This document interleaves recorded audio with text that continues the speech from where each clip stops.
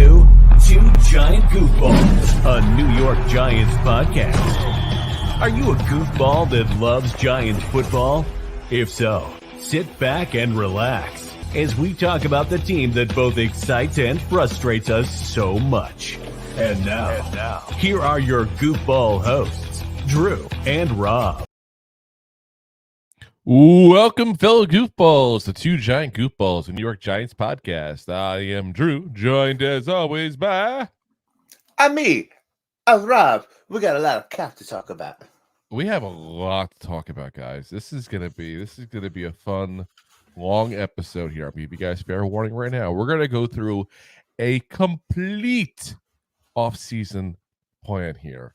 We're going to go over exactly who we're going to re-sign, who we're going to extend, who we're going to cut, who we're going to sign in free agency, who we're going to draft. All these decisions, like start to finish of the offseason here. So if you're like us and you're a diehard Giants fan and you're rooting for a good offseason, guys, this is an episode you're going to like. So if you haven't already, hit the like, hit the subscribe, hit the share, tell a friend, tell a friend, tell a friend.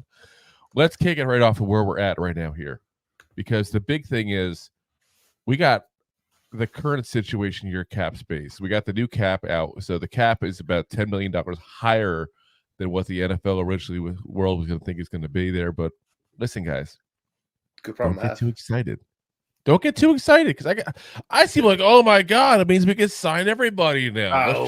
No. Guess what, guys? Everybody got $10 million more. Not just the Giants. Everybody got $10 million more. So that just means you have some more wiggle room, but it also means that the guys who are free agents and are going to re-sign this offseason, all that kind of stuff, are probably going to pay a little more money than you expected. I was going to say, this is what's called inflation. You have more money to play with, means supply and demand goes up. Yep. And we talked about this for a while. This was a planned thing that everybody knew was going to happen to a certain degree, because this is where all the NFL money started to come in from all these online deals and all. People are complaining about, Peacock getting an NFL playoff game or Amazon Prime and all this stuff. You have to get all these online things now. Guess what, guys? This is why we have money now, because they pay a lot of money for that stuff. I pay a lot of money. So, like I said, we're starting, and this is according to Over the Cap. And I'm going to say this: I've seen a lot of numbers floating around. I've seen numbers floating around anywhere from $29 to $32 million. I'm going to go with Over the Caps because it's in the middle. $30,801,691. Can't forget that $1. And that's where we're at cap space. Yes. So the first thing we got to figure out is, what are we going to do with our current players? And who's got to go bye-bye because they make it too much money. And the first person we're cutting is Rob. He makes way too much money. But I'm a volunteer. Oh, yeah. Wait, hold on. It's Two Giant Goofballs. We can't cut you. We need two of us. So the first guy we're going to cut is, of course, the guy that everybody knows is going to get cut. Even he knows it, I'm sure. He's probably already got his house in the market. Mark Lewinsky. 2 years he's been with us. Guy had a great track record prior to coming to the Giants. It just hasn't worked out for whatever reason. I'm not going to blame the man. I'm not going to bash him on the way out the door. It's time to go. And I'm sure he'll probably go somewhere else and probably be a decent guard for somebody else, because he's been multiple places a good guard. He's not been a Pro Bowl caliber. He's been a solid guard, though, now for two teams. So some of the blame's got to go on us and Bobby Johnson for that one, guys. But it's time. So we're going to save $5,682,353 by cutting Mark Lewinsky. We're also going to cut another guy who just can't seem to ever make it onto the field. And that's Aaron Robinson, the cornerback. You probably forgot we even had him. I was about to say, it's been about 18 months since we talked about this guy. Yeah, it's been a while, because it's been how long since he's played here. He played a little bit in the regular season there at 22. Didn't play anything at all in 23 because of injuries. It's time. It's time to move on. So $1.3 million basically we got $1,361,358,000 we saved. So we just created, guys, and there's $7 million in cap space. Not too shabby. We have another guy that we're not going to cut. We're going to extend him because this man is an unsung hero on the team. He is one of the most underrated New York Giants ever to play the uniform. I'm sorry, I'm going to say it. That's fair. That's fair to say. It is the truth. That's fair. And that's Darius Slayton. So he's into his last year of a 2-year deal he signed last year, guys. And if you look at the way that deal went, it was a 2-year, $12 million. But most of the numbers were in this year. So his cap hit last year was $4.25 million. This year's $8.15. And if we cut him hypothetically, we save $6.4 million against the cap. Now, I'm not suggesting we cut him. But what I'm saying is this is a guy who was primed and ready for an extension to get that cap number down a little bit this year. Because let me be very frank, if we can't come to an extension, I still want to keep him. You tell me who we're going to get to give us 700 yards on a consistent year out basis for $8 million a year on the free agents market. Not going to happen. And no one. He's not getting overpaid, guys. But I'm going to go ahead and try to get the number down a little bit. So we're going to extend him. We're going to give him a 3-year, $25 million deal, guys. And we're going to get that first-year cap number down to $3 million because of that. Remember, the first year is typically the year that you save a little money by doing this stuff. So we're going to save another $3 million there. We're up to about $10 million we've saved so far, guys. Not too shabby. Yeah. Now, we have a few guys we can also extend and restructure. So we got the Darius Slayton extension. Now it's into restructure time. So we got 3 guys specifically that we can restructure, and that's Andrew Thomas, Bobby Okereke, and Dexter Lawrence. Because those guys have recently signed contracts. Those are guys that we can kick the can a little bit down the road with because we plan on keeping them. If you were to tell me at some point this season that we're going to cut Andrew Thomas, Bobby Okereke, or Dexter Lawrence, I would smack you right upside the damn head.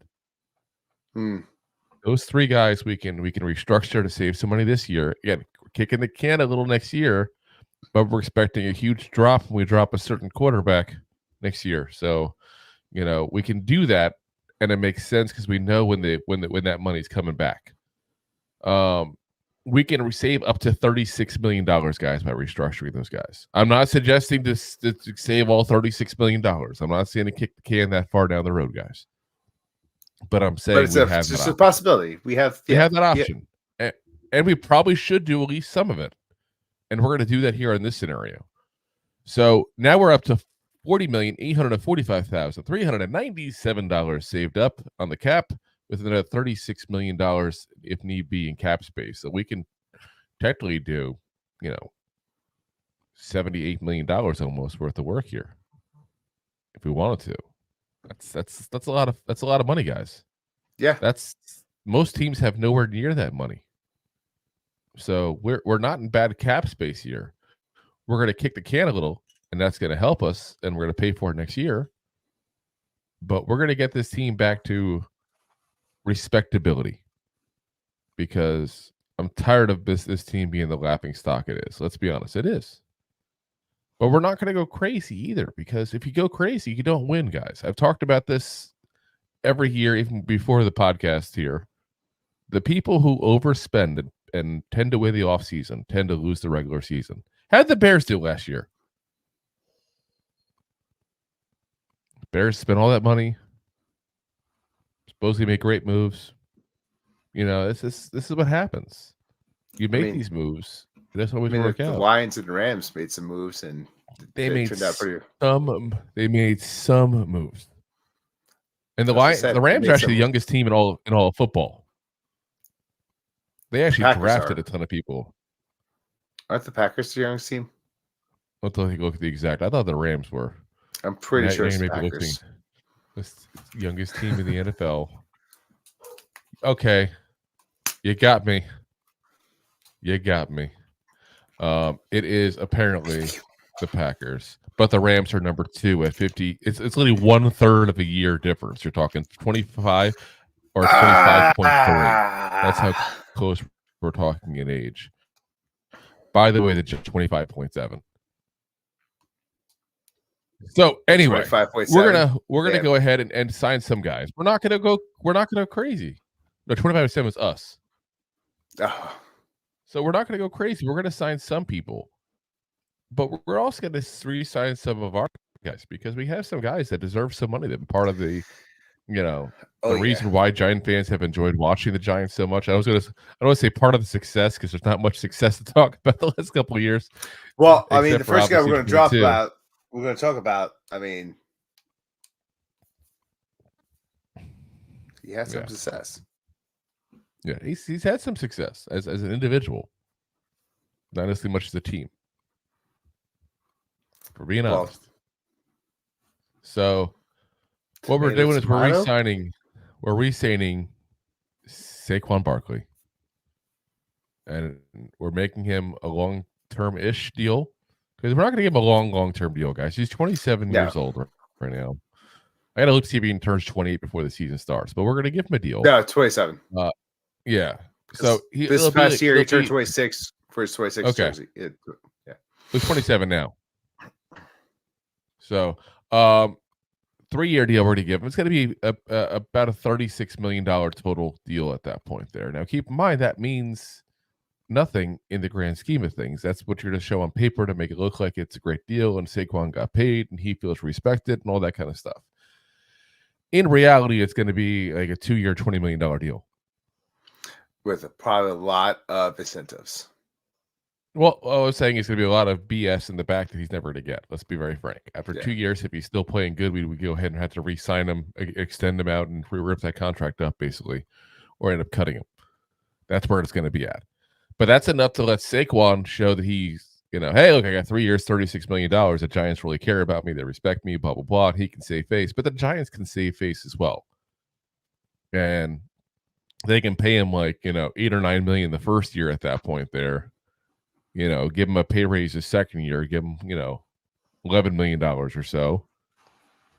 And then the rest of it is like a last year $16 million deal that he'll never see. Call it like it is. Because that's what he's going to get is that kind of deal. I feel like the first 2 years will have a lot of incentives. And I'm fine with that. Because incentives means he's got to be healthy and got to put up numbers together. Yeah, exactly. I'm just saying that, if they're not, Barkley's not going to sign to make less money than he did when he was upset this past year. I'm telling you right now, he's not going to get it. I am telling you right now. I'm not saying money on this. He's not going to get it. Never going to get it. Never going to get it. Whoa, whoa, whoa, whoa. I mean, here's the problem you run into. He's a year older. He's coming off another year with injuries. And now, we talked about it last year. There's a lot of guys on the market.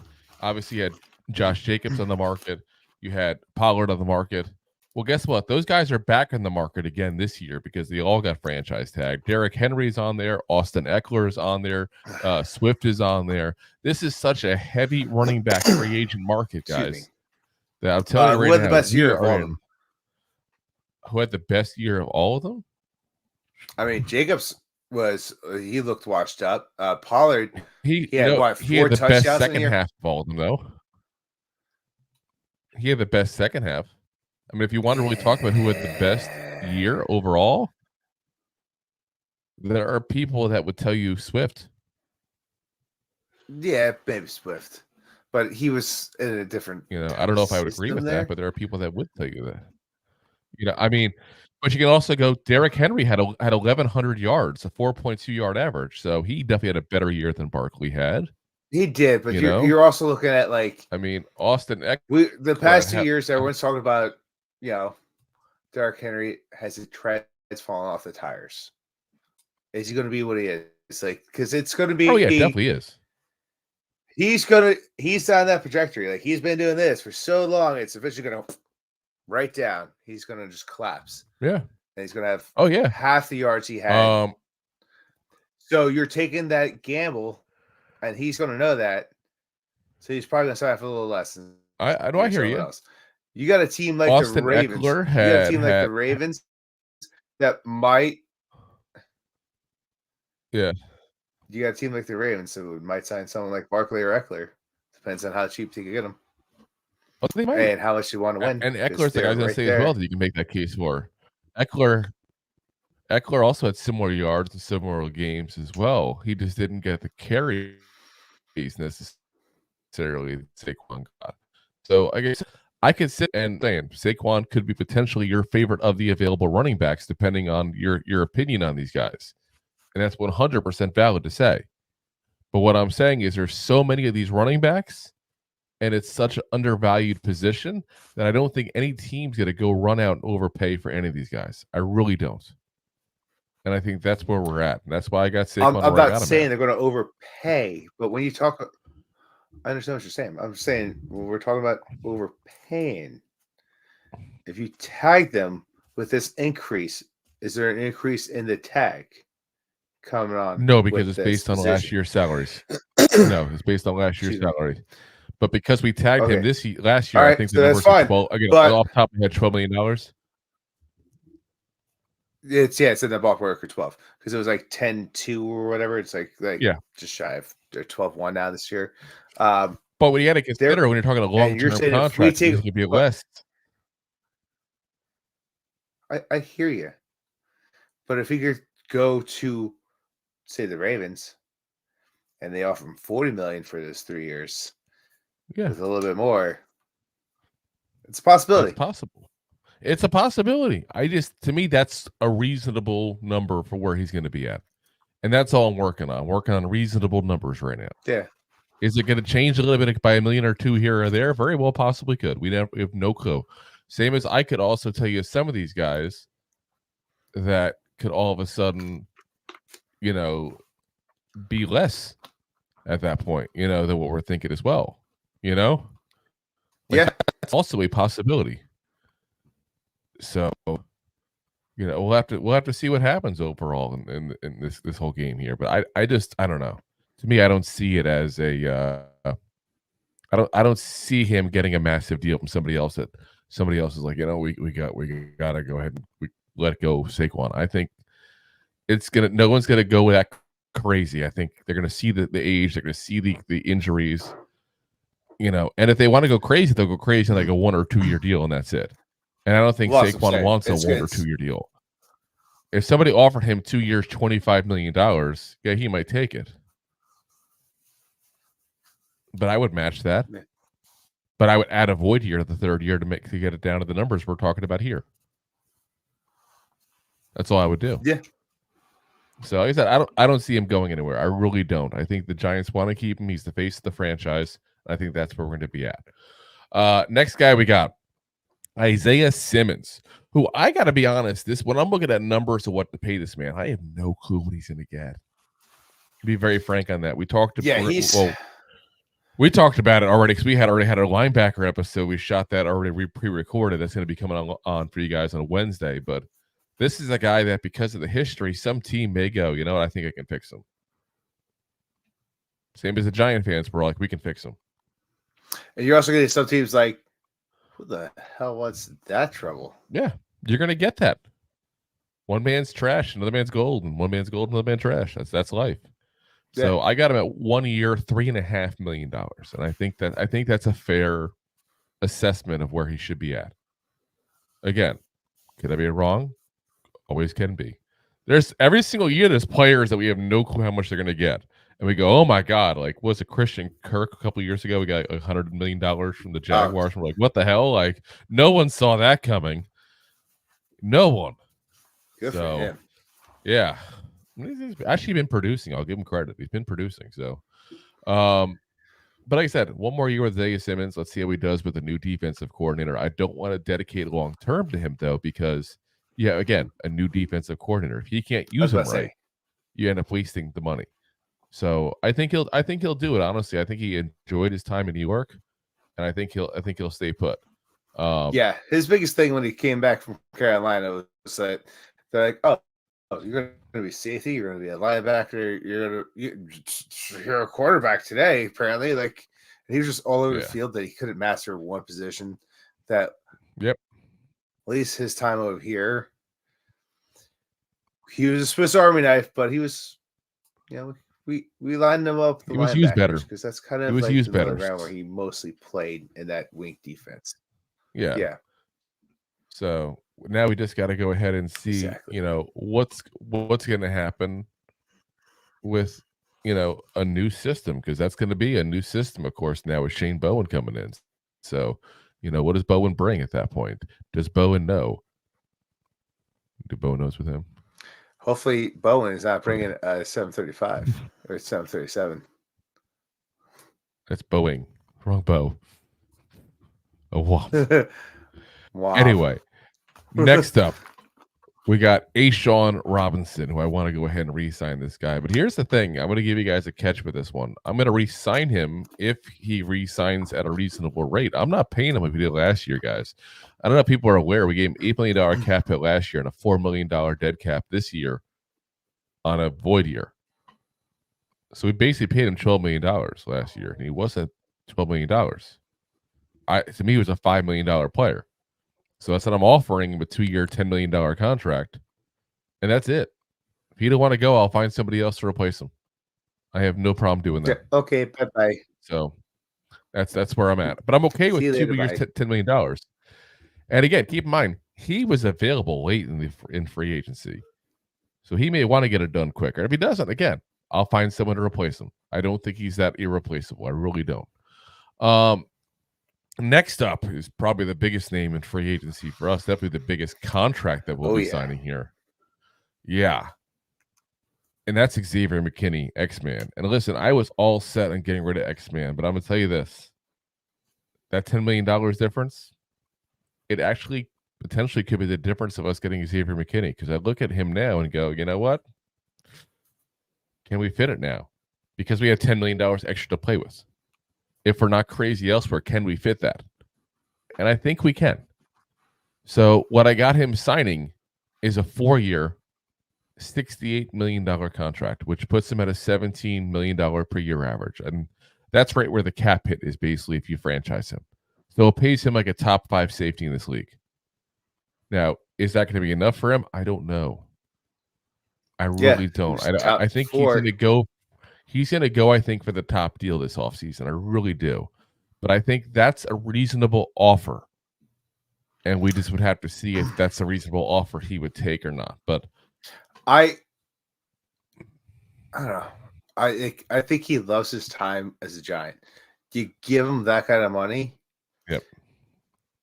And he's got to recognize he's going to make more money in New York and everything anywhere else. Yes, that's what I was going to get. One, you know your team, you know your players, most of the guys you're around.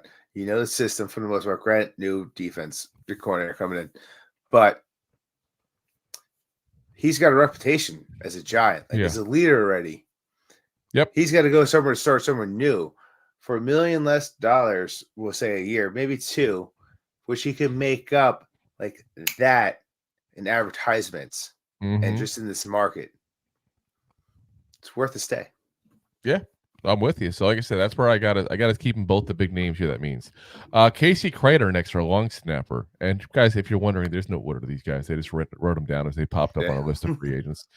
Wonder why I'm going all over the place here. That's why. 1 year, $1.1 million where I have him at. It's where he gets basically as the veteran minimum kind of deal.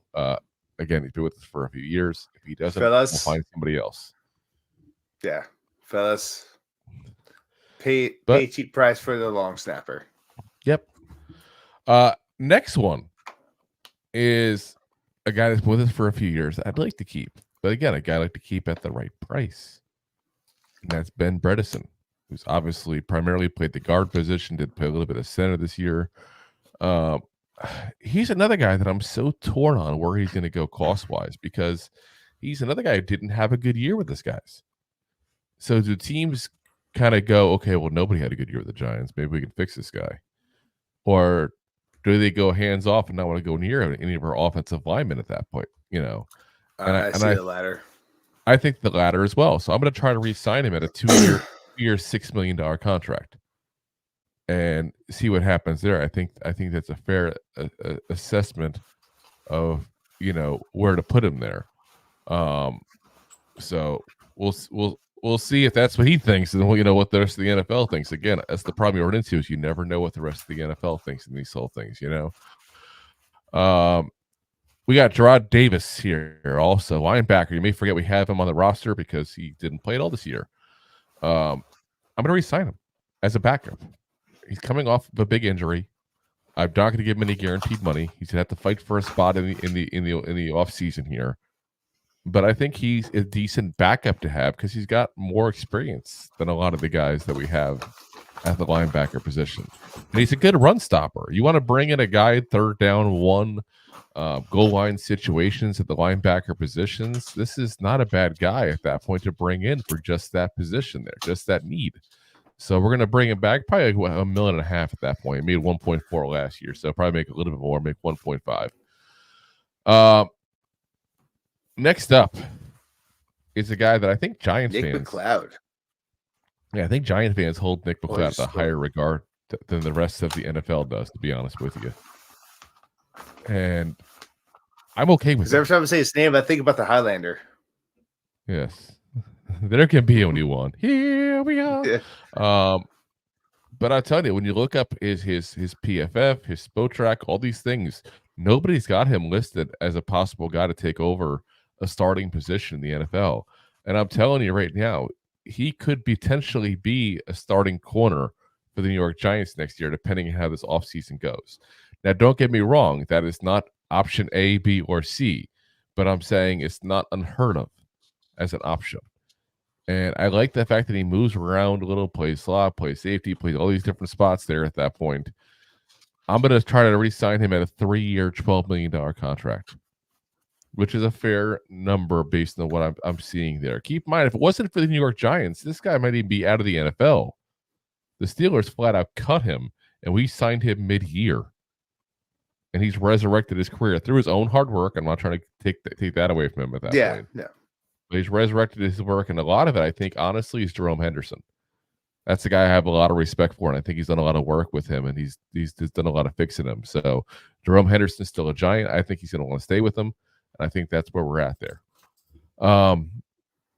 Next up, one of our biggest disappointments of 2023, and that's Isaiah Hodgins, who we called. We said he'd be a big disappointment. We called him. Yeah, we called and said people would figure it out. They'd look at him, they'd figure it out. But I still like him. I just think that the Giants fans, because of what he did in 22, put way too much expectations on him.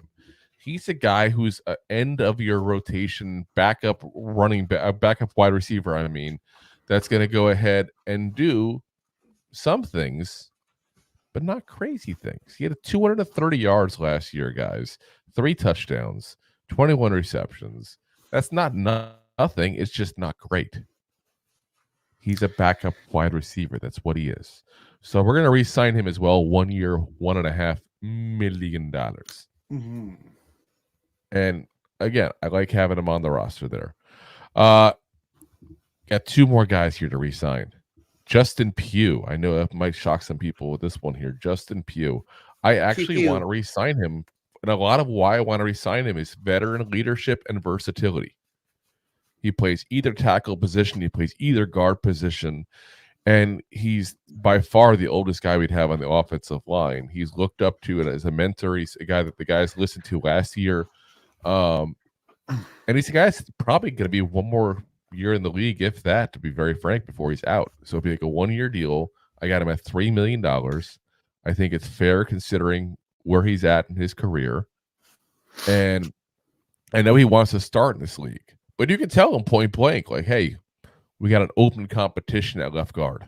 And I'll get to why I say left guard specifically in a minute here, guys. But we got an open competition at left guard. You can be part of that competition. We're not going to take it away from you if you win it. Yeah. I mean, and just to read it, what you said, like, he is a veteran who is, if you looked at our offensive line when we picked him up, we were god-awful previous, and, like, not saying we were significantly better, but, like, it did improve. We're just awful. It did improve with him there. Yeah, so I'm saying we went from god-awful to just awful. Yeah, so you got that leadership. You got the respect of the younger players. They listen to him. it's almost worth just having there, like you said, like as a backup, even though you offer him a starter job. Like it's 100% worth it. Oh yeah. And then the last guy is also gonna be a veteran presence here, Matt Breida. We're gonna get him one more tour of duty with him at 1 year, $1.4 million. Again, cheap guy, knows the offense, knows the team. I think that's a pretty good setup here. So we re-signed a lot of the big name guys here, guys. Now, do I expect all these guys to re-sign? Nope. We're doing a guessing game here to a certain degree here. So we're probably going to lose some of these guys because somebody might overpay them or something and replace them with similar players. But that puts us at $53 million in average salaries per year. We just added with these guys here. So we're going to call it $35.9 million the first year because, again, you get that down the first year. The first year is more down than the last years are. So we're going to move on to guys that we're going to go ahead and now sign and draft and add to that roster there to improve this roster. That's the fun part here. Before we do that, though, we're going to pay the bills here. And we're also going to let you know that we have a sponsor for the show here. Oh yes. We do. We do have a sponsor here. John Anderson. I know a lot of people have been asking where he's been at. He popped in just a little bit while ago.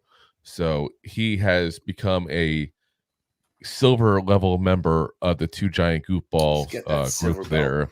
Oh yes, the silver belt there. And he took advantage of signing up for the whole year as well, which is a discounted rate, guys. So I don't know if people are aware of that there. So appreciate John's been with us pretty much since we've gone to video there a little over a year ago there. So I know he doesn't always get a chance to watch live there, but I know he watches afterwards, man. Much appreciation. Yes. We're here for you, man, as well. So Roberto salutes you. Yes, John S. Anderson Jr., the sponsor of the program here today. Let's pay those bills, though, real quick. And then, like I said, we're going to go ahead and get into guys we're going to add on to this roster here. By the way, John, pick a good episode to sponsor because this is going to be a fun one here. This is going to be like the main one on YouTube for a little while. I feel like that's what I'm saying. Good job picking this one. Enjoying the show? Thanks. Looking for more goofball action? Consider a membership at buymeacoffee.com/2giantgoofballs. Memberships start at just $5 and give you additional goofball access. One-time support payments also available starting at just $3. Buymeacoffee.com/2giantgoofballs. There we go. All right. Let's get into guys that we're going to add here. We do have one comment real quick. We'll go into Timothy Frith. What's up, man? It says, should the Giants sign Jacobs, Pollard, or Henry to replace Barkley? Now, if Barkley wants more money than we think he's worth, then one of these guys is going to fill that position. It depends on what you're going to get. But I think, honestly, if that's the case, you go down. I don't think I would. I think I would go draft a guy we think is a potential guy. And I would also go ahead and maybe get a guy, a cheaper guy that's a veteran, been with the league for a few years kind of guy that's shown to be a decent running back and just see what happens. I agree for the most part. Listen, Drew and I talked about Jacobs had a better second half of the year, but he started off so slow. Pollard had Pollard proved almost last year, and I think he will be a Cowboy again this year. But the way Jerry Jones spends his money, that Pollard's more the Robin to the Batman, and he's a pretty goddamn good Robin. And Henry, like we already talked about, like you don't know when those treads are going to fall off. You're going to be down the highway. He's going to be running real fast, and he's going to blow that tire, and you're going to be stuck paying that guy a lot of money. Going to be no spare. Nope, not at all. So, granted, but if you can get those guys at a cheaper deal than Drew and I were talking about in the re-signs and restructures, maybe you consider that. That is not a bad option, but I don't think that's an opportunity those guys will have. I would throw it even back at Saquon. Like, let's say, for example, Pollard's like, yeah, I'll take 3 years, $30 million, go back to Saquon and say, listen, Tony said to do this. Would you match this? Or let's meet in the middle. It's something. I mean, I'm saying it very well could be a negotiating tactic, so we'll see. We'll see what happens there overall. Barkley was way better in Pollard last year, and he wasn't even hurt. You know what, though? Pollard, you could say that, but he's got a better yard per carry. Again, this is not me trying to poop on Saquon. This is just me trying to be honest about where everybody's at there. He had a little more yards, not a ton, and he did play in 3 more games, but his average was a little bit better. You know, you could say they had similar years, honestly, and it wouldn't be crazy to say that. It really wouldn't. Yeah, I mean, Barkley's just a little bit more of a workhorse. The problem with Pollard. Listen, we can compliment Barkley without pooping on the rest. The rest aren't bad. You're right. I'm just saying, Pollard. Yeah, they tried to use him as the workhorse like they did Zeke. It didn't work. They fell behind. They threw the ball. He's not.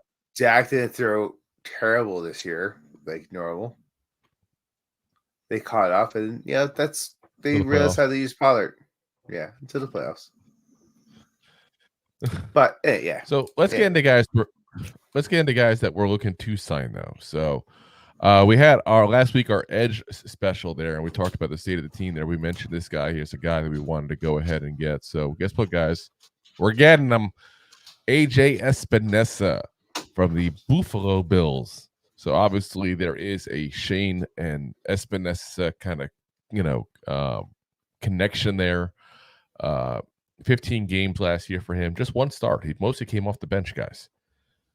And one start, that's it. 20 tackles, 6.5 sacks, 10 QB hits, 7 tackles for loss, 80.3 PFF grade. Keep in mind, he's behind guys like Von Miller, Leonard Floyd. They got a pretty stacked edge room there in Buffalo. So we got a kind of a smaller sample size there, but you'll get a guy that had an 80.3 PFF grade overall. He's good against the run. He's good against the pass. You take your shot with a guy like that. And 100%. I'm looking at a 3-year, $24 million deal is what I think it's going to take based on Spotrac and what I'm looking at here online to get this guy. And that's not insane. That gives him 2 years basically to prove he's a legit player full time. And in the second year, even if we got to bench him, $8 million isn't crazy, guys. That's not like, oh my gosh, I can't. This is an albatross of a contract. Like, if he doesn't prove to be good, it's not a great contract, obviously. Because you got to look at this. Every single guy you sign, there's a risk. 100%. Every single one. You have to weigh out that risk. And to me, the risk is not there that high because you got a guy that's shown he's a good player in the time he's gotten to show it. And he's a guy that's not going to break the bank to get. No. So, and now we have a guy to go alongside Kayvon Thibodeau. And then we have a guy who we can go ahead and put on the bench at that point in Azeez Ojulari and have him come up to where he should be as an edge pass rusher specialist at that point. So that's where we're at.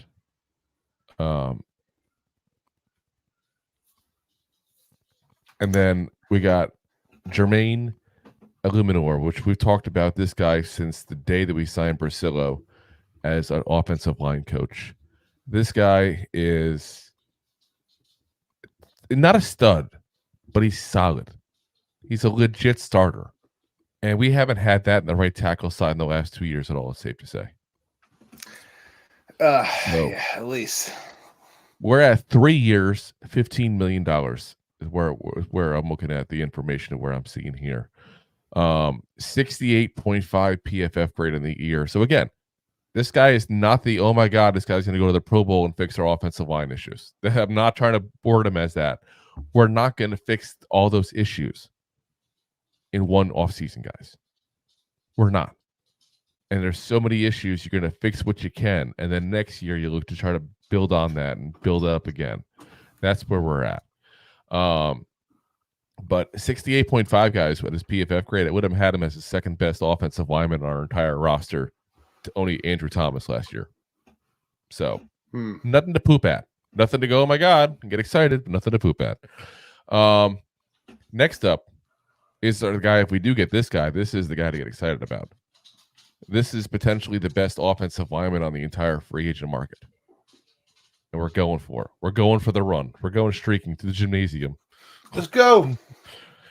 And it's Kevin Dotson, who was the right guard for the Los Angeles Rams. 85.2 PFF grade, guys. That would have given him the best on the Giants, including Andrew Thomas. That's an average of $16.4 million a year. We're going to pay him at 4 years, $65.6 million. So we're going to pay. We're going to pay. And Do it. now we have the right side of the line fixed. Potentially. Again, always risk with free agents. But you went in and get the best right guard you possibly can. You went and get a solid right tackle that has experience with two different places. Because keep in mind, Eluemunor was also with the Patriots as well. So you got two different places he succeeded with your offensive line coach. And this is a whole lot better of an offensive line, guys. Whole lot better. Like, sign me up in a heartbeat for this compared to what we had last year. Because a lot of the guys we had starting guys, we have on the bench now, where they should be, until they prove otherwise. But yeah, Kevin Dotson is just, I'm telling you guys, if we get this guy, you're going to see what I mean. Like this, he's a great run blocker. He's a great pass blocker. He's an all-around great player, and he improved so much this year. He really did. And the Rams got him a good, cheap deal last year, but that's not going to happen going forward. He's going to be, like I said, he's going to be well paid. Yeah, honestly, might even be a little more than the 65.6. So I'm going off of, again, Spotrax saying he's worth $16.4 million per year. I just times that by 4, and that's my guess is where he's going to be at. So could be a little more, could be a little less. We'll have to find out there because it's only 1 year he had at this elite level. But I think someone's going to take that shot. And I think considering all the issues we had in the offensive line, it should be us. Yeah. It really should be. And it's going to be a scary move to make because there's definitely a risk paying that much money to the guy off of 1 elite year. But he wasn't bad prior to that 1 elite year. And that's one of the things I look at, like with a risk-reward kind of scenario. The risk is you go back to what he was, where he was a good guard, not a great guard. The reward is you got a great guard. Worth it. Got to take a shot every so often. We got one more free agent here. That's Shelby Harris, defensive lineman, played for the Browns last year. Played also for the Seahawks, for the Broncos. He's been around the block a little bit here, a little bit longer than the tooth. He's in his 30s now, but we need to have a third guy on this defensive line. You know, last year was Ashawn, Leonard Williams for most of it, and Dexter Lawrence. Leonard Williams is gone. So this is the guy we're going to replace him with, which is ironic because he was a former Seahawk himself, and that's where Leonard Williams went to. And we got him on a 2-year, $10 million deal. Now, he was a backup last year for the Browns. He did not play full on at that point there. He didn't. Don't get me wrong. He was still good for them. They were just a stacked defense. That's where they're at. So now he goes to defense. It's not quite as stacked. You can get him more play time. Try to get 1 or 2 years with us, then maybe try to go get, they're going to try to go ahead and get a guy that's maybe getting one more last payday at that point. 17 games in the season, 7 starts, 28 tackles, 1.5 sacks, 3 QB hits, 6 tackles for loss, a 70.5 PFF grade. And that's where we're at, guys. So that's $34 million in average salaries there overall. So we're going to say 22.7 the first year money because, again, it goes down. So we did about 2/3 of that, just trying to figure out exactly where we're going to be at there for that potential first year. So let's go through a couple comments here. We do get a couple comments before we get to the draft here. So I saw that. So Connor says, 1-year subscription, John S. Anderson Jr. You could have joined Tinder, LOL. Listen, we provide more love than Tinder does. It's a different type of love, but we provide more love than Tinder does. We're here 3 nights. We're not going to F you. Not 4 nights a week, okay? How many people you meet on Tinder here that often? I'm just saying. Connor says, not for nothing, but Eric Gray ran a 98-yard touchdown for me the other day on Madden 24. He got hit 3 times. It kept going. Woohoo. That's how you know that Madden is not real.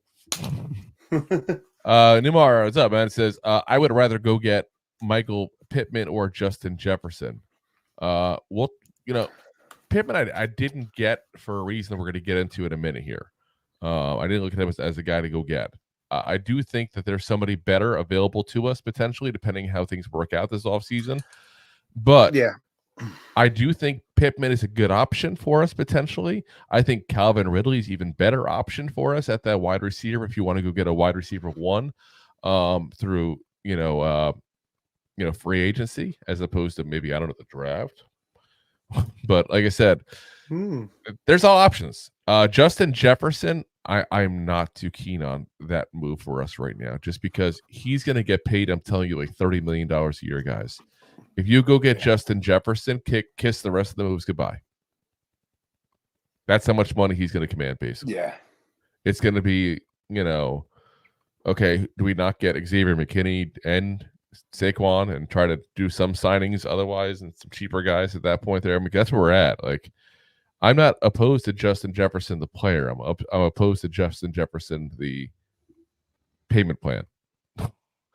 Like, if we can put him on Kmart layaway or something like that, then maybe. But like, if we're paying this guy $30 million a year, that's kind of rough. That's gonna change some things. Now, if we were to hypothetically, maybe I'll talk about this in the next segment, draft somebody and they don't work out the first year, and you want to next year go out that kind of rain when you got all this extra money because Daniel Jones is gone, Darren Waller might be gone next year as well, and you're freed up like $50 million in cap space, then what the hell? It's not the year to make it do it this year. It's just not. Deb says, where's the info on the annual payment? I cannot find it. And I don't know if she's talking about free agents or if she's talking about the on the buy me a coffee. So let me know on that, Deb, which one you're asking there for, so I can help direct you there. Connor says, is Jefferson available? If no, Pittman would be good, but I think our guys are going to be great after they beef up O-line finally. Justin Jefferson is rumored to be available via trade. That's where this talk is coming from, because he wants a ton of money. Connor says, did the dog come to the door, Roberto, or is that the boogeyman? Could be the boogie dog. I was about to say, he gets down. He's a disco dog. Boogie gone down. Doggy boogie. Connor says, F buying expensive players 1 year they do good, build through the draft, or get guys that are real good from the team or practice squads that your spies can vouch for. Like I said, I'm not opposed to that for the most part, but you're going to have to at some point bite the bullet when you're as bad as our offensive line was last year. And that's where I'm at. This is a bullet bite. Might come back to bullet bite in the butt, but it's a bullet bite. When you pay people a lot of money off season, there's usually two reasons.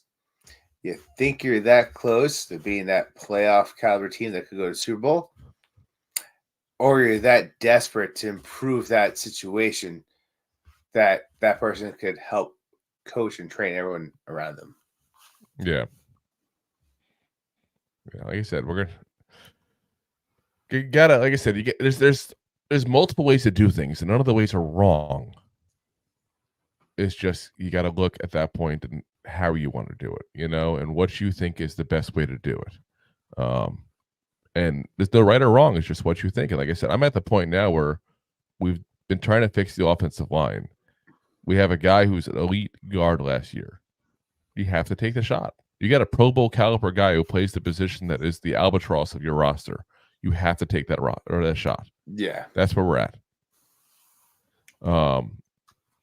Connor says, hey, I played Madden in all pro mode. Going to do all Madden level next. It's hard games a lot if it's time, especially in my 50s. I used to love doing Madden and just play GM. That's kind of what this episode is too. But it's like I used to play just GM mode all the time. Just sim the games. I'm here to build a team, damn it. Deb says membership on Buy Me Coffee. So, and I'll let you know in case anybody else on the show here also is interested in this. What you do is when you go to the buymeacoffee.com/2giantgoofballs, when you go to the homepage there, you up at the very top, it'll say membership. You hit there. You join one of the memberships. I know Deb has. She's one of our members here. And when you go to become a member, a pop-up, it'll say the monthly and it'll say the annual. So it's all just a matter of which one you want to sign up for. That's all. So let's see. Connor says, Giants better win another Super Bowl sooner than later. I'm not getting any younger. I don't think any of us are getting younger except for Benjamin Button. But that's just life sometimes. Connor says, exactly, Roberto, don't pay for big guy until we know we are ready to get far into playoffs or Super Bowl. But I think you got to take a shot occasionally. Well, I I really mean, do. that's 50% what I said, because sometimes Yeah. you either are that close or you're that bad at one spot that you have to bring in veteran leadership to improve that spot. You gotta. And that's where we're at, guys. You want to fix this offensive line, we're gonna have to spend some money, or we're gonna have to keep on redrafting guys. You want to keep drafting guy after guy after guy after guy. You want to have another bad year like this? Keep in mind, when you sign a guy, even like a guy like we said, Dotson at the high thing, like for 4 years, we signed a big contract for Daniel Jones. We're already talking about getting rid of him after 2 years. Just because it's a 4-year deal doesn't mean you're paying him for 4 years. You give him 2 years to see if he can continue, and then you let him go if he's not. We're not stuck paying that money for 4 years necessarily. So unless they ever change out in the the NFL Player Association gets a pair of balls and decides to show the owners what's up. I doubt they will, though. All right, let's get into the draft, because this is a fun one. We're talking about wide receivers a minute ago here. So, yeah, this is what we're doing, guys. We're going in. We're getting our player we want. And we're doing it, by draft, not paying $30 million for a wide receiver. Because of the very first pick that we have, pick number 6, we're getting Malik Neighbors, wide receiver at LSU, 20 years old, 6'1", 188 pounds. He's got the size, guys. That's the size you want for a legit NFL receiver there. 89 receptions, 1,569 yards, 14 touchdowns, a 92.9 PFF grade, guys. That's a legit receiver. Now, will that carry over to the NFL? You never know. But I'll tell you this. We've already began watching some tape on these guys. And from watching the tape, I honestly think he has a higher ceiling than Marvin Harrison Jr. Now, he also has a lower floor than Marvin Harrison Jr. It's the boom or bust kind of thing like that. But I think that he's a guy that I'm going to try to word this carefully because I don't want to be a douche about it, basically. But Marvin Harrison Jr., the name says it right there. He grew up with one of the best wide receivers to ever play this game. He was brought up and built and programmed as a child, basically, the second he started playing football, to be one of the best wide receivers to ever play this game. Neighbors didn't have that. Neighbors didn't have where Peyton Manning came over for dinner and threw some footballs in the backyard with him. There's a difference in how these guys were brought up. And I'm not trying to take anything away from Marvin Harrison Jr. when I say that. But you got to accept the reality of what it is. So Malik Neighbors was almost as exciting as Marvin Harrison Jr. was last year. The main difference with him is he does need a little bit of work on creating separation on some of the shorter routes, where it's just a matter of a small move as opposed to a quick move and going for a slant or a straight 9 route down the field. That's the kind of stuff he needs a little work with. But we can work on that. And he's an elite receiver, and we beat the crap out of the SEC. If you could beat the crap out of the SEC, I will take it. This man shattered Alabama. I mean, this is what I'm saying. When you're going to go ahead and take a guy that high, you want to have confidence. Now, I'm not saying that there's not other guys I would take necessarily if they were available, like a quarterback, for example. In this scenario here, the quarterback was not available. Malik Neighbors was. So we're taking our number 1 wide receiver when we haven't had a number 1 wide receiver since we let OBJ go. And guess what? They're both from LSU. The next LSU stud. Because LSU is where these stud receivers keep coming from too, guys. Keep in mind that. So, next up. 10 years in the making. Pick number 39. And we've made this one quite often. We're making it again. Michael Penix Jr., QB out of Washington. Now, when I made this pick, he was the only one of the quarterbacks, the big 6 there, that was available left. And I'm perfectly fine with that. 23 years old, 6'3", 218 pounds. Would like him to get a little bit more meat in the bones, maybe a little pasta night with the Giants or something. Yeah. 65.4. Yeah.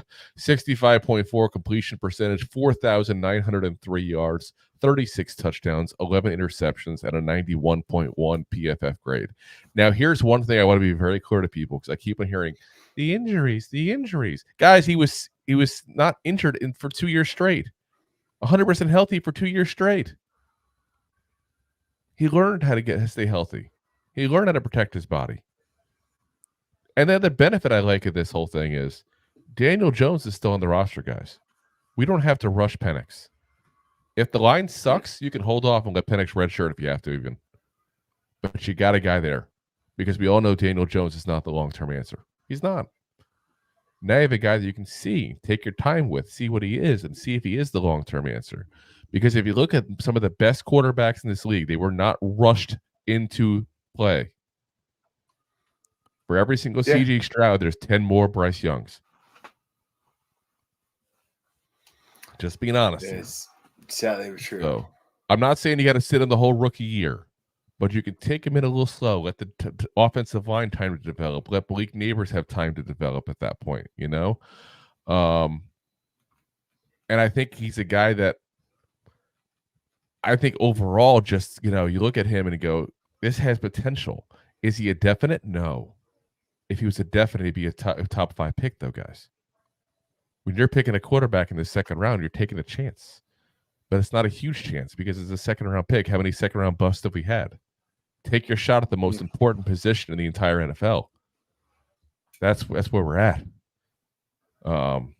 Next up, keep in mind we got a second-round pick there, thanks to the trade there with the Leonard Williams deal to the Seattle Seahawks there. And we're going to go ahead and take a corner here, guys, because Adoree Jackson is gone. You notice we didn't talk about him in the re-signing. He's gone. We'll talk about that in Giants news, but it's already been pretty said. He's gone. We talked about that, though, for a while ourselves, way before people that supposedly have ins. But, yeah, he gone. Yeah. So we got TJ Tampa, cornerback out of Iowa State, 21 years old, 6'2", 190 pounds, like perfect size for a corner. 33 tackles, 2 interceptions, 7 passes defended. He had a 75.8 PFF, which I'm only knocking him. It's a little bit low, but I have a lot of faith in Jerome Henderson to fix that. And what you can't beat is the size and the natural talent this guy has. What he needs is some of his mechanics worked on. And you go ahead and put him in the mix at that point with Trey Hawkins, Nick McLeod, let them all battle it out for that second corner position, and let Banks do his thing as the number 1. And I think you have potential for a nice young duo for the next couple of years there at that point. So yeah, I think I think it's a good fit. I really do. Next up, pick number 70 here, 3rd round pick here. I'm getting insurance, guys, because we can't keep running Saquon Barkley down to the ground, especially if we do sign him to a long-term deal, because you want to kind of keep him healthy for a couple of years. And part of the issues he's had is that we depend on Saquon for so much. It's time to take some of that off of him, I think. And at number 70, I'm going with Jonathan Brooks, running back out of Texas. 20 years old, 6 foot even, 207 pounds. And he doesn't have a ton of the tread taken off the tire like some of these college guys has. Keep in mind, Texas has been a running back school for a few years now that's just been picked up some great guys. They had two running backs just last year drafted. So in the first 2 years of Texas, he only had 51 rushes. They did very good in those 51 rushes, but obviously a very small sample size. This year, 187 rushes, 1,139 yards. It's a 6.1 yards per carry average and 10 touchdowns. 25 receptions, 286 yards, 1 touchdown, 91.5 PFF grade overall. That's a guy that you could sit behind Saquon for a year or two and eventually have him take over while he's still on a rookie deal. Yeah. And if Saquon gets hurt, Jonathan Brooks has enough talent. He should be able to do his thing. Because let's be honest, some people get mad when we say it. Saquon is a little injury prone. It's partially the position, partially his body. It is what it is. We got to have a backup plan. We can't go in with 100%. Just Saquon and Matt Breida. Yeah, Breida's not the answer. Eric Gray's certainly not the answer. Neither is Brightwell. And I don't like signing a second guy, especially if we're going to get, especially if we're going to go ahead and sign a big deal for Saquon Barkley. You don't sign him to like, $10 million kind of deal and then go ahead and sign somebody else for $5 million to be his backup. That's too much money on the running back. So, exactly. We talk about like $13 million too much, but let's sign Barkley for 9 and get the backup for 6. That makes sense. Yeah. All right, so we got 2 more picks left, guys, and Rob's got to take care of his dog real quick. And then we're going to go ahead and get into your guys' comments and questions. So I do see some comments and questions here. First up, pick 108, Austin Booker. He's a defensive end / edge from Kansas. We got to beef up that room, guys. We got to beef up that room. Like, we can't go in with the same group we have now. So we got AJ Espenesa in our free agency. Now we go ahead and get Austin Booker, who last year had 56 tackles, 12 tackles for loss, 8 sacks, 2 forced fumbles, and an 82.2 PFF grade. He's 6'6". He's a really tall for a defensive end, guys, but actually has really good bend for that size, which is kind of weird. 240 pounds. The only thing I couldn't find on was age, but I did find out he graduated high school in 2020, so I'd assume he's around, that 21 age at that point there. Could be off by a year or 2 there, either direction, obviously. But, young player. I think he's going to drop down to this far in the draft, mostly because of his height. NFL's got this weird thing. Like, if you don't fit into this like mold they have of the perfect player for your position, you end up dropping. And he doesn't quite fit because of that height. So he's going to be a guy that's going to drop a little bit there. We get him at 108. He ends up being our 4th edge guy behind, Ojulari, Espenesa, and Thibodeau. And now you got a good foursome there at that point of guys who are well-rounded, can get to the quarterback, and hopefully improve a lot where that room was last year because, oh my gosh, not good at all, guys. Not good at all. Last pick we got, Aeneas Smith, who is from Texas A&M. He's pick 185 for us, our last pick there. He's a wide receiver. He's a running back. He's a returner. He's that kind of gadget kind of guy there. 22 years old, 5'10", 190 pounds. He's a little bitty guy there. Last year, 52 receptions, 795 yards, 2 touchdowns, 5 rushes, 21 yards. Back in 2020, at that point, he had 49 rushes, 293 yards, which is a 6 yards per carry average and 4 touchdowns. He's really mixed it up between the wide receiver and the running back thing, but he kind of settled into wide receiver, but he still goes in as a running back. Kind of like that Swiss Army guy, like a Wan'Dale Robinson, but I don't think he's as good as Wan'Dale. But I think a guy like him fits the offense that we run. Then I think you get him this late in the day and see what you got, and maybe hit some gold. If you don't hit some gold, here's the big thing, is his returning ability. 20 punt returns for 285 yards, 14.3 yard average. 7 kickoff returns for 103 yards. That's a 14.7 yard average there. So he's done kickoff, and he's got more experience. That's just last year. But here's a guy we can put into that conversation as far as the special teamer to the return game. Potentially add, some ability, as far as wide receiver, which is my big thing with Oshevsky, our punt return from last year. He doesn't provide anything on offense. And, you can bring Oshevsky still in at a no guarantee deal, let him fight it out and see what happens between him and Smith. But to me, that's not a bad move, guys. It's not a bad move to see what happens there. Now, I looked up our average. It should be about $8.9 million in cap space there for the class, what I'm looking at there. What I did was I took the average draft class, and I added more money because we're picking early. So, and I didn't take anything away because we don't have a 7th round pick like we usually do to try to recoup some of the money otherwise. So I'm around that $8.9 million, $9 million right around that time there. So we're looking at overall spent. We spent $67.5 million. Remember, we had $40.8 million available.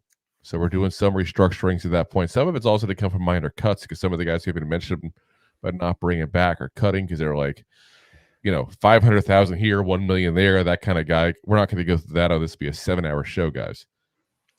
But 27-hour show. Yeah, seriously. But yeah, that's where we're at. And I think that you're looking at a much better team overall here. So let's go into the comments here real quick, and then we'll go ahead and talk about the overall roster there at that point. Let's get back into here. So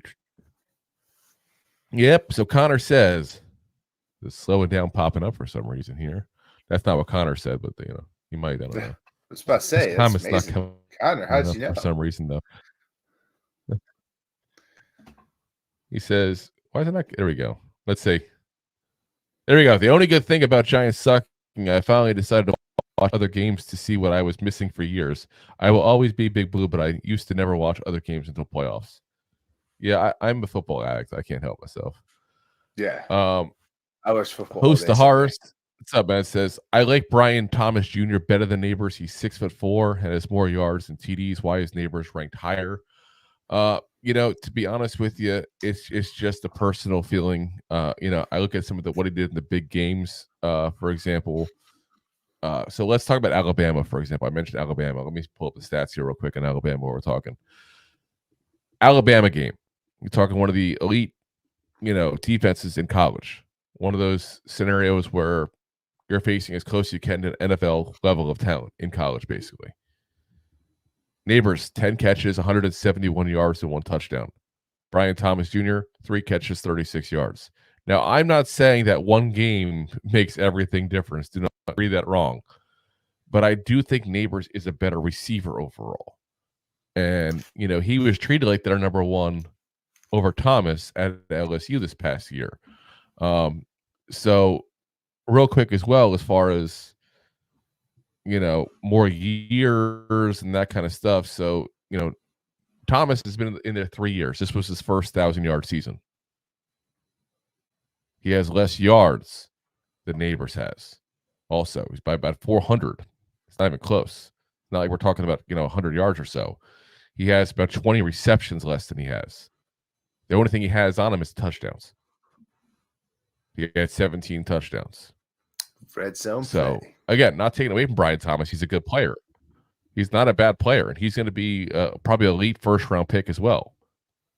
But if I'm going to take the 11-yard receiver or the 1,500-yard receiver, I'm taking the 1,500-yard receiver. Take the one that destroyed Alabama. That's what I'm taking.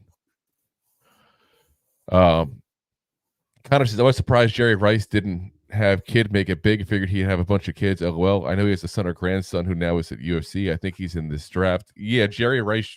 He's got a kid in the draft, and I haven't done homework on him yet, but maybe at one point. But you don't hear about him too much. I know he's at the Senior Bowl. Jerry Rice showed up as well because of that. But yeah, if he's going to be anything in this league, it'd be a backup receiver probably, based on where he's at in the draft right now. So we might not even get to him at this point when we do our draft stuff here. Deb says, still not sure on Penix. He looked overwhelmed in championship game against Michigan. He looked like Daniel Jones. Didn't have a good game, but that's one game. He absolutely destroyed it in the prior game, though. So he had a lot of good games this year. Yeah. Same as I said, I won't judge Neighbors versus Brian there, as far as Brian Thomas there versus Neighbors in one game against Alabama. Same thing here. I'm not going to judge fully based on that, but yeah, wasn't his best. And again, if he had his best, he'd probably be a first-round pick. To be very frank, if he lit up Michigan and won a national championship, he's probably easily a first-round pick. So, may not be the top 2 or 3, but he'd be number 4, whereas J.J. McCarthy's probably number 4 right now, and him and Bo Nix are fighting it out between 5 and 6. Connor says she's looking at Brian Thomas Jr. stats pretty good. Yeah, no, like I said, they're not bad. He's gonna be a first-round pick. Connor says, yeah, but I think he was playing with broken on very bruised ribs. That defense was hitting him. No QB could play and hit a lot. That's why we need blocking. I take 5 offensive linemen. Yeah, no. Penix was definitely very hurt in that game, but you won't hear him say it. But he did. What I heard was like broken ribs. Connor says, wait, did you say we got Espenesa from the Bills? In this scenario, we haven't got him in real life. This is our off-season. This is hypothetical plan. Yes, we signed AJ Espenesa.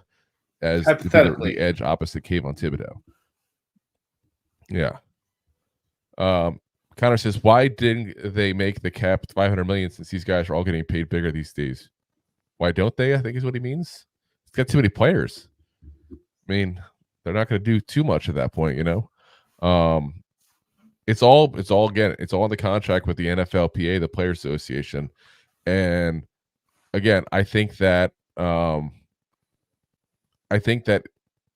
numbers keep going up and up and up, and I think that the players need to do a lot more fighting, which means you might have a strike. To be honest, if I was part of the players' union, we'd have a strike. I'll put it that way, point blank, because these guys are never the same after their career's over, especially the long-term guys. They get paid less than baseball players who sit around. Granted, they play 162 games, but their biggest issue is swinging the bat too hard and pulling a muscle. I mean, stop. It's not a difficult position. Obviously, I'm being somewhat facetious. I know there's actually legit injuries in baseball. You're a pitcher in the American League, but it's kind of a wimpy sport. It's kind of a wimpy sport compared to football. Well, 162 games. Hockey and football, that's the two that are hit all the time. Pretty much, and hockey makes less than the NFL. But no, you're right. You're breaking up in. I said the NHL. Oh yeah, hockey makes nothing. The NFL. Yeah. And meanwhile, they can literally just throw down their gloves and fight. Connor says, and they should. It's what makes the game entertaining. Connor says, maybe New York Giants would do a Mr. Rogers neighborhood. Won't you be my neighbors? That'd be fun. See, Host of Horror says, great answer. Thanks. Yeah, like I said, not a knock on Brian Thomas. I just think that he is Neighbors is a much better receiver. I think Thomas will probably be potentially somebody's one. Like, I know we don't obviously look case numbers, but like a lowercase one, I think that's where he's at. I think he'll be that good of a player. I don't think he'll be like a top 10 receiver in this league, but I think he'll be probably potentially a top 30, top 40. So, like I said, it's not a knock at him. If anything, you could say Jane Daniels, like he's got all these good receivers. Is that why all of a sudden he became good last year? Just saying. Part of the evaluation. Same as people say for Penix all the time. No one says it for Jaden Daniels. I don't know why. People are like, look, Penix got 3 guys going to get drafted. Well, yeah. He also was the guy thrown to those 3 guys for the last 2 years. So, yeah, like I said, a little bit of my snarkiness there. Like I said, I got to defend the impugned honor of Penix sometimes. Let's go to the final 53. So here's where we're at. We got Daniel Jones, Michael Penix Jr., and Tommy DeVito at the quarterback position. So, you got Tommy DeVito basically could make a break as far as this roster. If we want to keep a third receiver, so we keep him. That's where a third quarterback. That's where he's at. If not, he might be dropped too. To be very frank with you guys, he very well may be dropped to the practice squad. Yeah. Oh, yeah. If no one else picks him up. Quarterback. Sorry, the running back room: Saquon Barkley, Jonathan Brooks, Gary Brightwell in his last year, and Matt Breida, who we re-signed. You notice who's not there? Eric Gray. I'm moving on. I'm admitting the mistake, and I'm moving on. I have seen enough in the first year. I'll bring him to camp to reprove my point, and he's gone. Cut him out. Exactly. Wide receiver room: Malik Neighbors, Darius Slayton, Wan'Dale Robinson, Jalen Hyatt, Isaiah Hodgins, and Aeneas Smith. That's pretty good. That's pretty good there. Tight end room: Darren Waller, Daniel Bellinger, and to be determined. Because what I mean by that, guys, is listen, we're going to pick up a low-level backup guy. Hopefully, somebody actually block the at the line. I can give you like 100 people who would fit this role. It's just going to be somebody at a very minimum deal. That's where we're at. Offensive line. Starting lineup will be Andrew Thomas. I'm going to put Evan Neal at left guard hypothetically in this scenario. He's got to win that position, guys. He's going to be in a freaking battle. We're not handing Evan Neal a starting job anymore. It's bad enough we have to hand him a backup job. You should haze him as he tries He has to cook all the burgers. Yes. John Michael Schmitz burgers at him as he's trying to make the tackles. John Michael Schmitz obviously at the center position. Kevin Dotson now at the right guard, and Jermaine Eluemunor at the right tackle position. We got Ben Bredesen, Josh Azudu, Marcus McKeithen, and Justin Pugh as backups here. That's a lot better than last year, guys. That's a hell of a lot better than last year. Hopefully they can stay healthy. Defensive line. I moved it back to where most teams would be. Like we talked about this in the D-line show. They don't keep a lot of defensive linemen in Wink's defense. It's just not what they do. So he'll go down to 2 linemen. He don't care. He just does all kinds of wacky things. Dexter Lawrence, obviously. Ashawn Robinson, Shelby Harris, Raheem Nunez-Roches, DJ Davison, Jordan Ravi. We got 6 guys there now. Edge position. We got... Oh, you know what? I just realized I made a mistake on my own paperwork here. I forgot to put Austin Booker and who we drafted here. This is... It's like an outtake. This is the problem when you record live at that point there. So we got obviously Kayvon Thibodeau and AJ Espenesa. We got obviously Azeez Ojulari. We got Austin Booker. And we still got Boogie Basham and Timon Fox as well. What I like about Fox is he can actually play linebacker as well. Linebacker / edge / safety. Isaiah Simmons. Yeah. Well, straight up regular linebackers. Bobby Okereke, Micah McFadden, and Jared Davis. Cornerbacks. Deontay Banks, TJ Tampa, Nick McLeod, Cordell Flott, Trey Hawkins III, and another to be determined. Again, just a cheap backup guy. Nothing crazy. Safety. Xavier McKinney, Jason Pinnock, Dane Belton, and Javarius Owens. Basically keeping it like it was last year. Most of the same as far as you know, the special teams as well. Graham Gano, Jamie Gillen, Casey Kreider coming back, obviously. And then as far as returners, Aeneas Smith and Gary Brightwell take up the returner jobs at that point.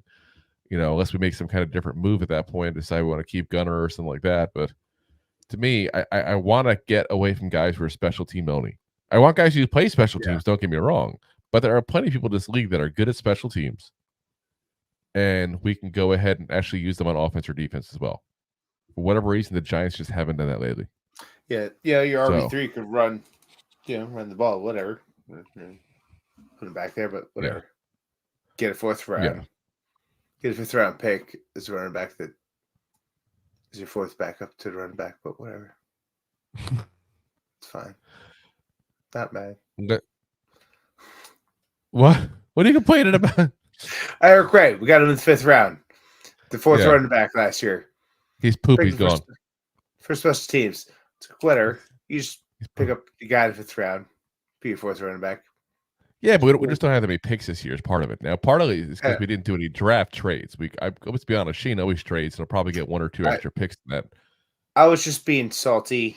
I noticed that. Salty. It's like Himalayan sea saltiness there. Oh, extra. All righty, guys. Let's get into a little bit of Giants news and NFL news here before we head on out for the night now. It's time for the news.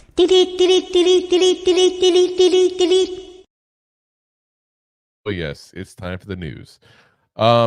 Giants are likely to re-sign Adoree Jackson, according to Paul Schwartz of the New York Post, and the latest no shit news here. Like, is this stuff we've been calling about for how long now? Halfway through the season. Yeah, basically. So, yeah, I don't know why it's news now, but it is. Adam Schefter also reiterating the Giants are unlikely to franchise tag Saquon Barkley a 2nd time. So, Ralph Vacchiano of Fox Sports says the Giants are not expected to increase the contract offer for Saquon Barkley that he rejected last offseason, a deal that is likely isn't on the table anymore. So, in other words, they're expecting his number this year is going to be less than it was last year that they're going to offer him. Yeah. Like I said, another year, more injuries. I think he overplayed his hand. I think he realized that's why he changed agents now. I really do think that. Rumor has it, are the Dolphins maybe looking to trade Jalen Waddle. Oh, yes, the Penguin may be going away. And the Giants are rumored to be front runners if that happens. It's interesting because it depends on what we'd have to give up to get him. Like, if you're going to tell me I can give like a 2nd round pick and get him, sure. But if I got to give up a 1st round pick for him, like the 6th overall pick here, I'm not doing that. Not going to happen. Yeah, it's very interesting. Yeah, keep in mind his cheap years are almost over here, guys. That's He part of will the be reason getting why a they get rid payday. of him. The Dolphins are in cap hell right now. So, all right. So now we got some NFL news. Now we're going to head on out for the evening here, folks.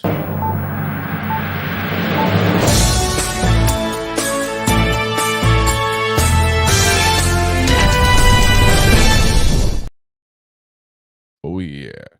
And first, longtime NFL writer Peter King retired today after 44 years in the business. Dropped his usual Monday article that he's been doing since the dawn of time, and just sprung on everybody. There's nobody kind of knew it was coming, but kudos to a long career for Peter King. I mean, the guy. If you actually, I don't know how much people have actually listened to his stuff in here. Obviously, if you're listening to this, you get a lot of football news, probably through podcast and video and that kind of stuff there. He was a Sports Illustrated writer for many, many, many years. And I loved his articles because he was that guy that you listened to what he had to say. And it's almost like you felt like he was in the room telling you that while you're having a beer. You know what I mean? He had that ability. He was that common everyday man, but he knew his stuff at the same time. He's like the guy that you did business with on a golf course. Yes, exactly. Exactly. Russell Wilson reiterated that he just desired to stay with the Broncos on Brandon Marshall's podcast, which is, shame for him, but he's not staying. The Kansas City Chiefs and Andy Reid discussing an extension, which is interesting. People are talking about him maybe retiring at the end of the year, but now instead they're talking about an extension. It's amazing because we talked about this before as they went to the Super Bowl. Like, you got Andy Reid and Patrick Mahomes together. Yeah. Why would either one of them want to leave? He's not going to leave until they stop winning, point blank. 100%. Or he's got a health issue, or his wife tells him you got to go. Yeah.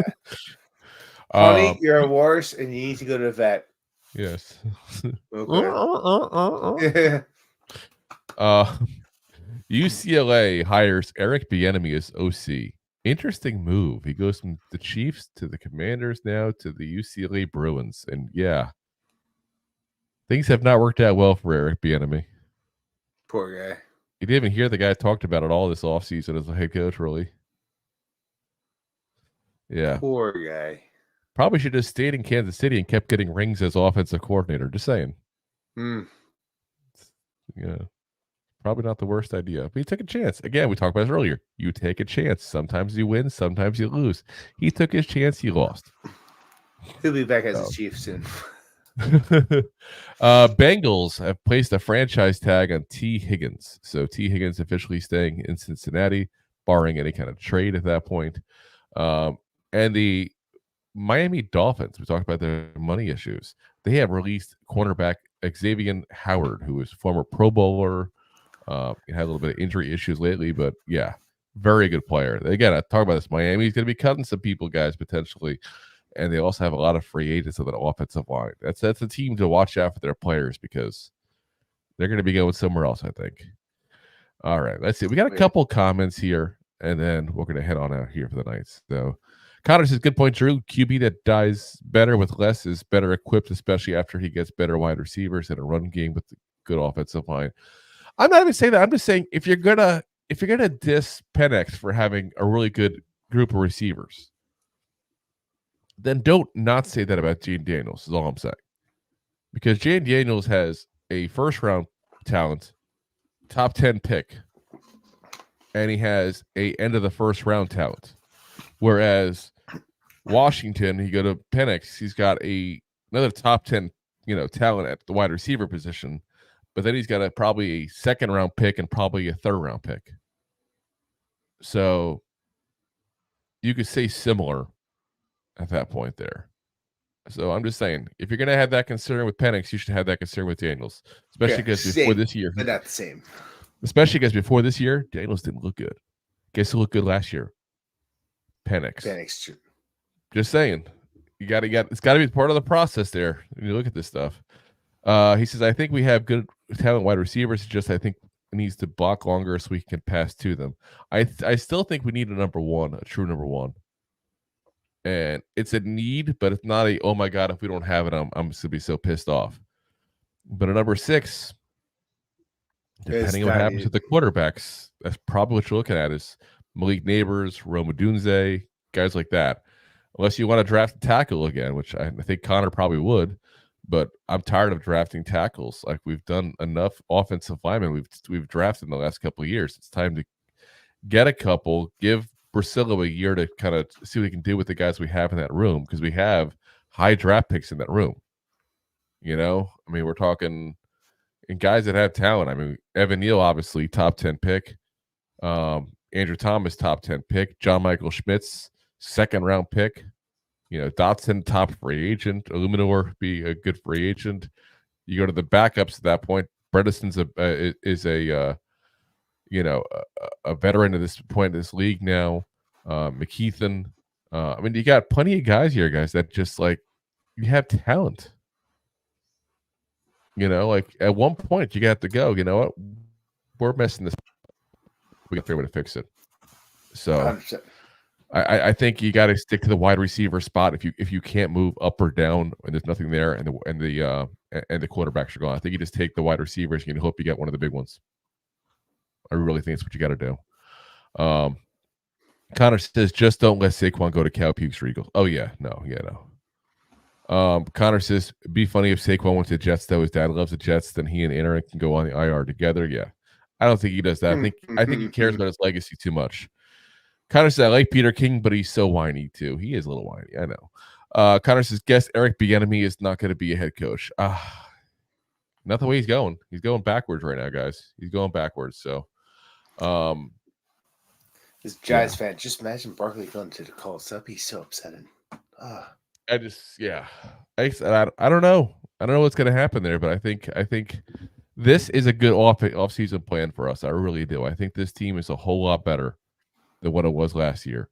We have not only a better year this year with this kind of squad, I think we have a plan for the future overall. Because you got to plan ahead, guys. That's what I'm saying. When I say moves like getting Jonathan Brooks in the third round, you're doing that because Saquon is going to be gone in a couple of years. You're prepping. You know, when you get Michael Penix in the second round, you're doing it because Daniel Jones is not the answer, and you're trying to see if he is. You know, you go out and get guys in free agency that can proven they're doing, not going to cost a lot of money necessarily. Like, you know, obviously, basically everybody we got except for Dotson. He's the one high-priced free agent we got. So, and we kept the guys that have been here for a little while that have succeeded, because in the end, you have to also show the locker room you're going to reward the guys who do succeed. And I think we did that here. So, all right, guys. But we'll be back again Wednesday night for you guys here. Give you guys our linebacker and special teams overview. We'll be a recorded episode because I got a work thing to go to. Stupid work, paying the bills and all. Blah. Oh, first working away. Wow. Yeah, so I'll be stuck at a hotel in Ocala, Florida for a couple of days here, with room service and hot tubs and all. It's gonna be horrible. But yeah, so yeah, you and a bunch of dudes in a hot tub. Yeah, well, as long as they keep their hands to themselves, I don't care. Anyway. So it's a work thing. They're gonna. But yeah, so we'll be back again. It's how you get a raise now. So more way than once. We'll be back again though, live on Thursday again. It's just the one episode for you guys there. So appreciate it. Again, thank you, John S. Anderson Jr., the sponsor of the episode here. Much appreciated, man. Like I said, hope everything is that is going well in your life, continues to, and anything that is not, gets better with time there, man. Appreciate everybody listening in, watching in, whatever you're doing. I don't know if it's available by Braille or whatever. I don't know. Whatever method you're using to listen or watch or whatever to us at that point. We appreciate you guys. We'll be back again, like I said, Wednesday for the linebacker special teams, and then Thursday we'll do our little live show here talking about the secondary. And you know what that means, guys? That means we're done with the state of the team. We can move on to the draft. So all the discussions that we had today about Malik O'Brien, that kind of stuff, that's the conversations we're going to have here starting next week. So buckle up, guys. It's going to be a fun couple weeks. We start discussing all these different draft guys. If you remember, we had a ton of players that we went over there last year, and we may not said a few right things in the process. I'm just saying. Just maybe. I don't know. Texans listened to us. The Panthers didn't. Just saying. Yeah. So we'll see you guys again Wednesday. Appreciate you guys as always. And as always, Giant fans, go G-Man! Go G-Man! G-Man! Thanks for listening to Two Giant Goofballs, a New York Giants podcast. We appreciate your support. Thanks so much.